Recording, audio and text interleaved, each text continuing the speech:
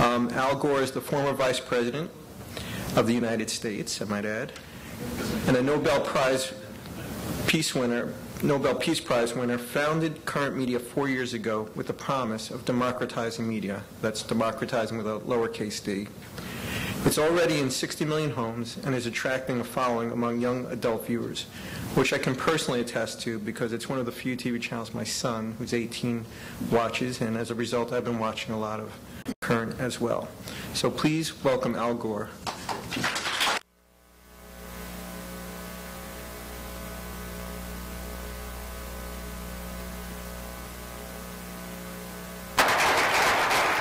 Thank you very much. Thank you very much, Joe. And ladies and gentlemen, I'm honored and delighted to be here. And thank you for the time today. I want to acknowledge not only Joe Mandisi, the editor-in-chief, but also Ken Fadner, the CEO of Media Post. And I'd also like to acknowledge some of my colleagues here from Current TV, Mark Rosenthal, our esteemed CEO and leader, and also Ken Ripley, our EVP for ad sales, and Michael Striefland, our EVP for marketing, and Darren Finney, who is SVP of ad sales marketing, and I'd also like to acknowledge my friend who's been of tremendous help to us, the legendary Hank Close. Thank you very much.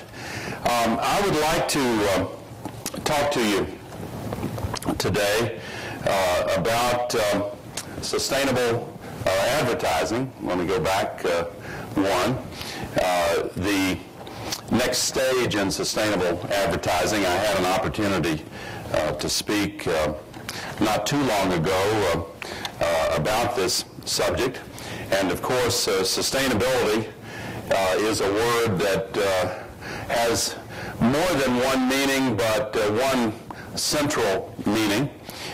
Some people define it as our capacity to endure forever. Others say, well, it really means our practices measured against whether or not we're robbing from the future in order to inflate bubbles in the present. Are we doing things in the present that are going to diminish the prospects in the future?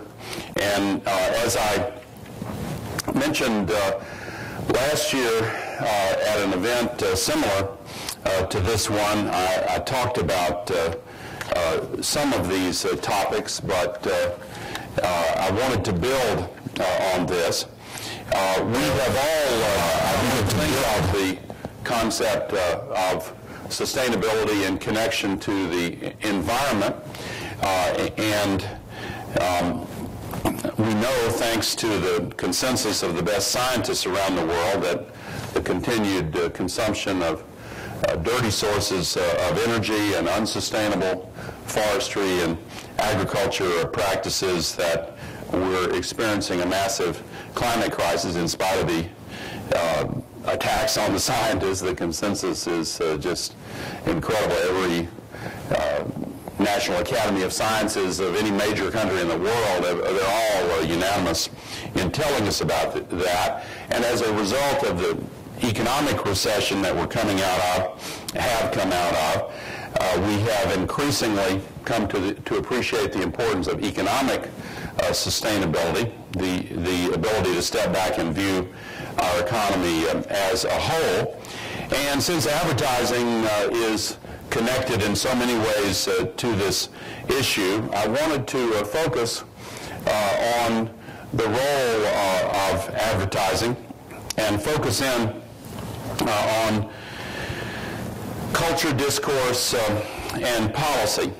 And even though the climate crisis is a part of our culture and public discourse now, and is slowly, all too slowly, becoming part of our policy, what about other parts of the world?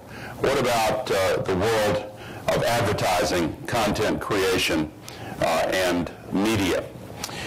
Do we the capacity to endure with all of the changes in the media universe. When I brought up this concept last year, it triggered a little bit of discussion and debate and thought, and with some marketers, some action.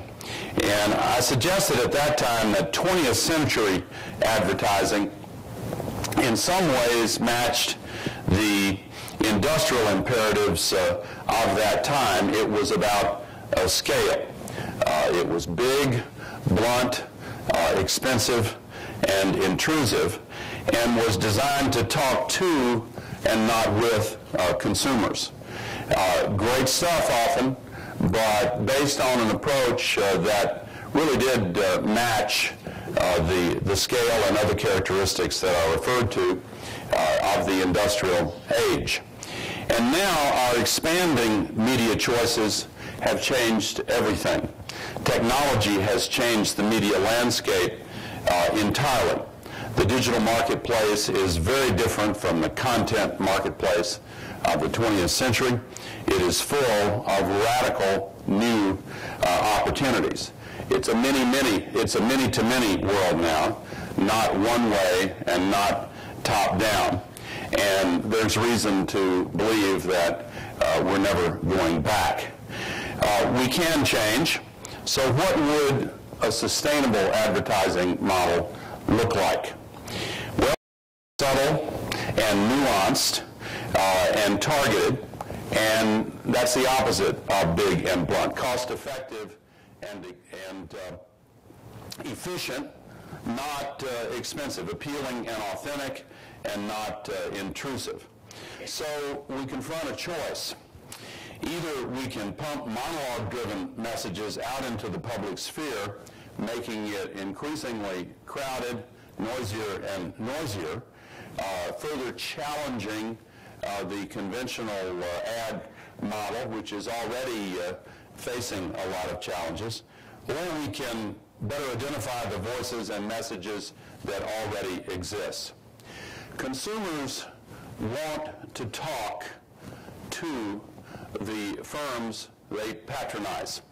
The new media consumer believes that they can have an effect and should have an effect on business. And when they talk to companies using tools like Facebook and blogs, they expect the company to talk back.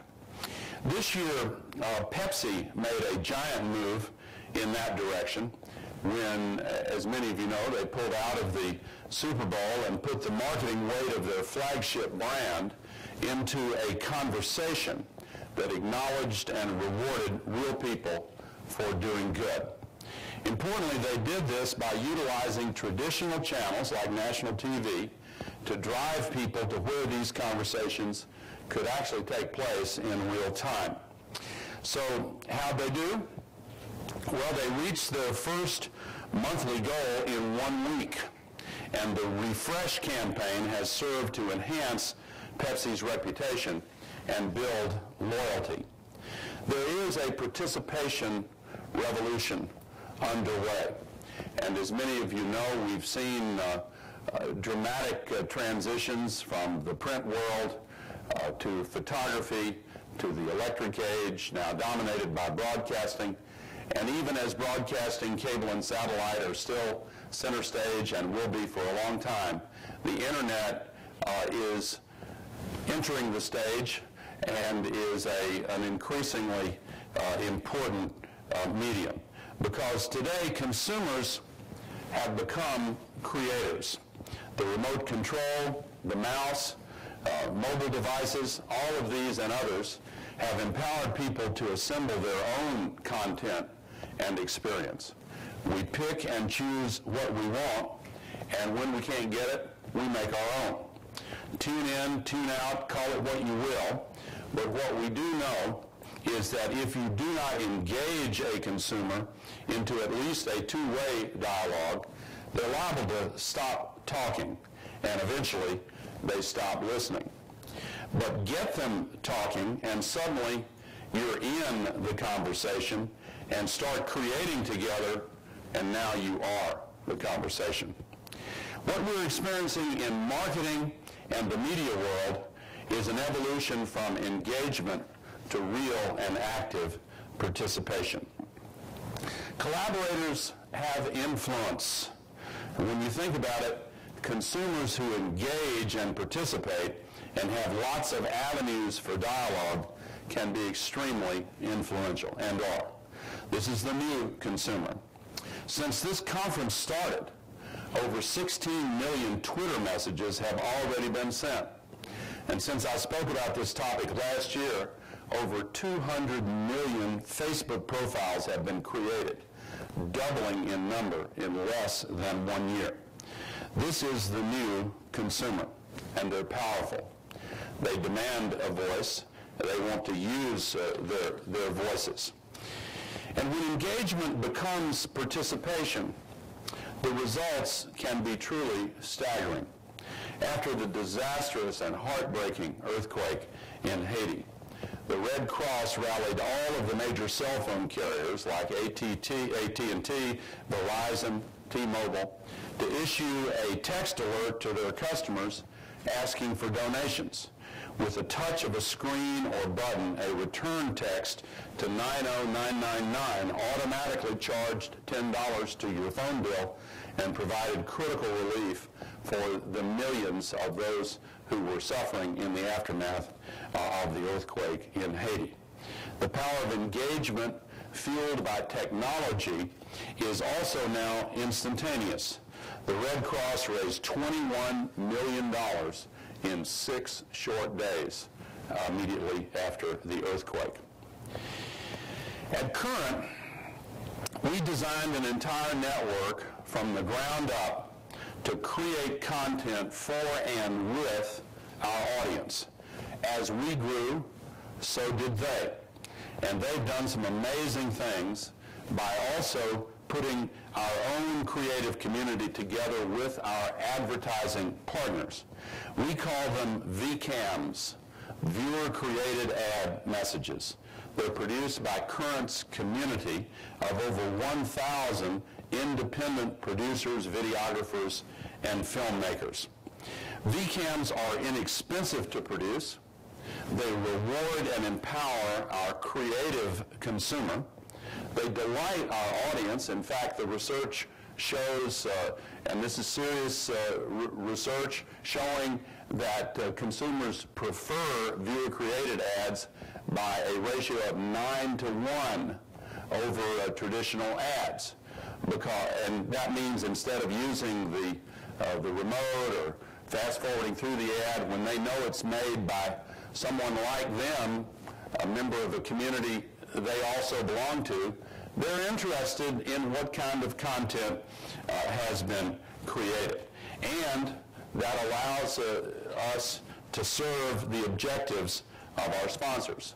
And dare I say, it sounds like something that is sustainable. And the reason is discussion is authentic, and people are drawn into it and want to participate in it. In January, Lexus worked with us to highlight their full hybrid line.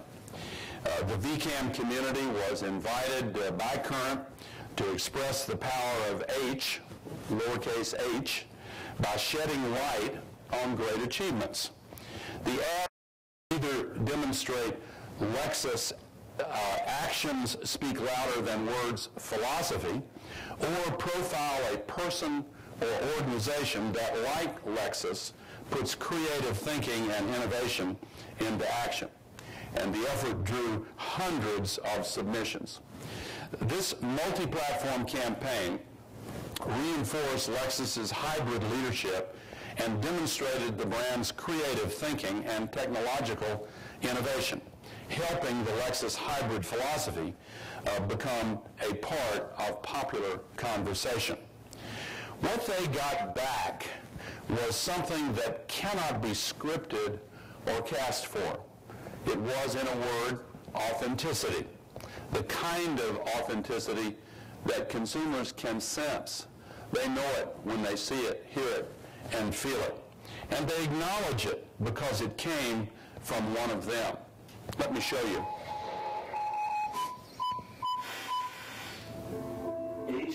urban salvage. Find ways to reuse everything.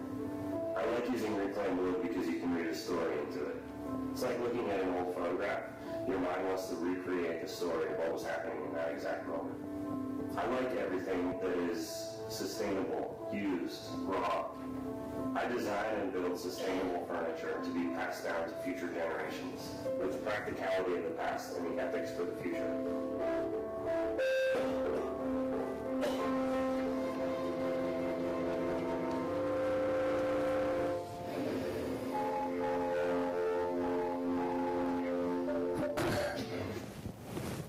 Current Italia's creative community also participates, as Current UK and Current Ireland, along with the U.S., and I'm leaving tomorrow to go open Current South Africa in Johannesburg.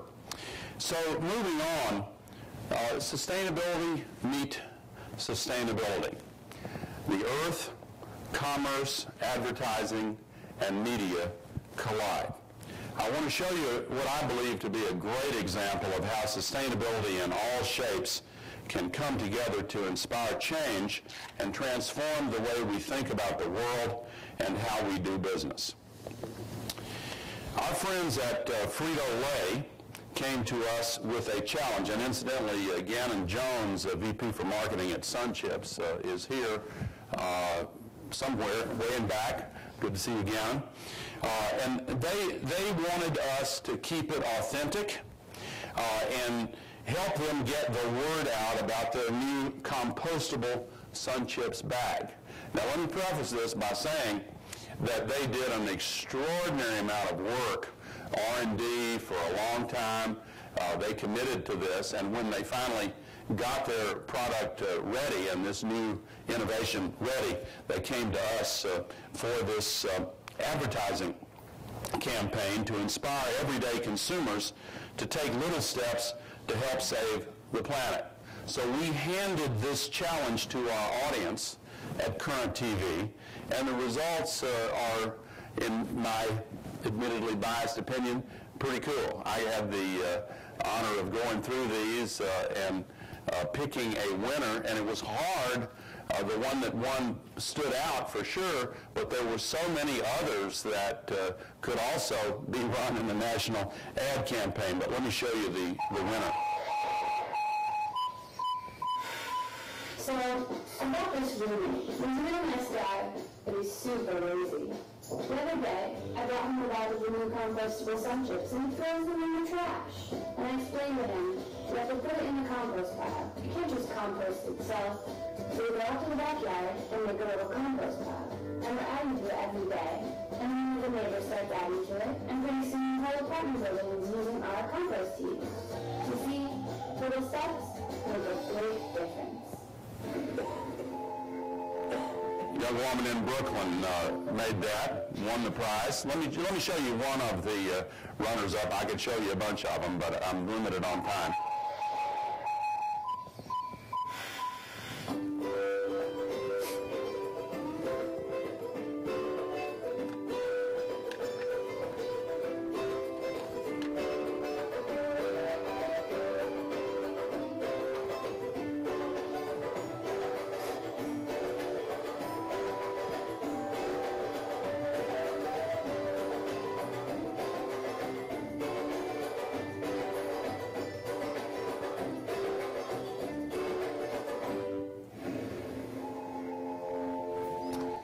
So, what's next? Well, soon we will unveil a new related concept that we call crowdsourced TV. And I'm not going to show you an example of that today because I want to keep the anticipation, but we're very excited about it. I believe that media companies and marketers must continue to work together to put the power of the television platform and other electronic platforms to work in empowering customers and consumers to create their own experiences, empowering them to build off of the entertainment content that is one of America's most important businesses and exports. And as we look at what consumers can do when given creative control over your brand message, imagine what they could do if we gave them control over the entire storyline of programming content? What if we let them create the content and the advertising? We're pretty excited about this, and we also believe that sustainability is good for the advertising business.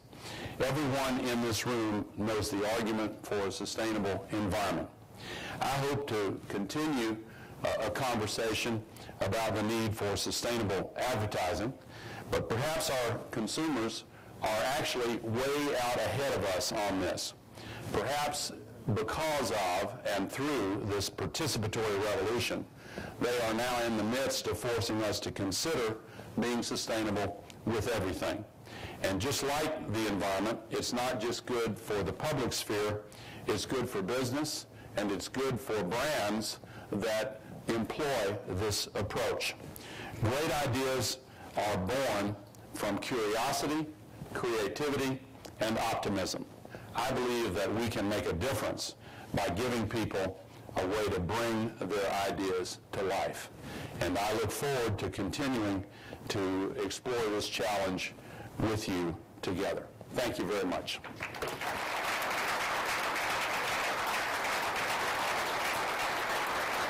Thank you. Well, thank you. That was very inspired. I think you have a few minutes for some questions. Yes, been looking forward to it. If I could just start off with one. By the way, I thought what you said was, to quote you, pretty cool, the concept of sustainable advertising. But this marketplace, and a lot of the people in this room come from the world of big and blunt. The upfront is a big and blunt process. And I just wanted to ask you if you worry at all about the shift, too, that shift in control might hurt some big established blunt companies and organizations that could, in a way, affect the long-term health of the economy as we work through this sustainable model. Well, there's always going to be a role, and a big role, for that approach, but just look at the challenges that are now facing the standard ad model. With time shifting, with the remote, the mute, the clicker, and all the rest, you hear sales pitches where people are discussing how much of the content consumers retain when they're going through in the fast forward mode, and you can make a case on that, but it's a sign that these challenges are reaching the point where the forces of change are going to probably require a vigorous exploration of new participatory viewer-created alternatives and other alternatives.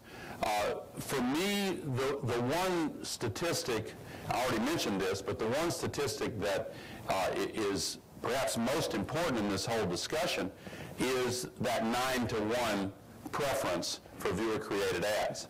A lot of people, just to use an analogy, a lot of people that describe themselves as jaded on TV ads, and they, enough already, when the Super Bowl comes around, they'll take a break during the game instead of during the ads, because they know it's going to be water cooler conversation. Why is that? It's because they have learned to anticipate extra creativity and dazzle in the Super Bowl ads. And so when there's something about the ad that makes them want to tune in, then it's a lot more powerful. And that's obviously one of the reasons there's a premium on those advertising slots. Consider if there is an extremely low-cost option that also carries with it that something extra that makes the audience want to see it and want to be able to talk about it and investigate what their peers are doing, then all of a sudden it takes on a different character.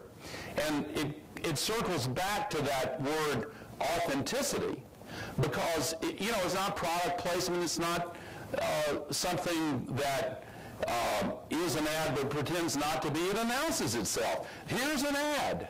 Here's an ad made by the audience. And the response is, hey, I want to see that. Maybe I could do the next one. We had a 14-year-old make an ad that won one of these competitions for a brand, and this kid's parents were beating down the door wanting more opportunities for this kid to make more ads, and he's off on a new career. But the point is, it's that element of authenticity and the quality of creativity and the feeling of connection between the person who made the content and the people who are watching the content. Questions for Mr. Gore?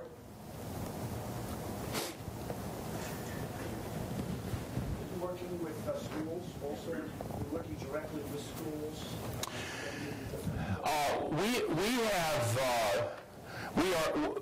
We have reached out to some of the film schools and so forth, just in terms of growing our creative community.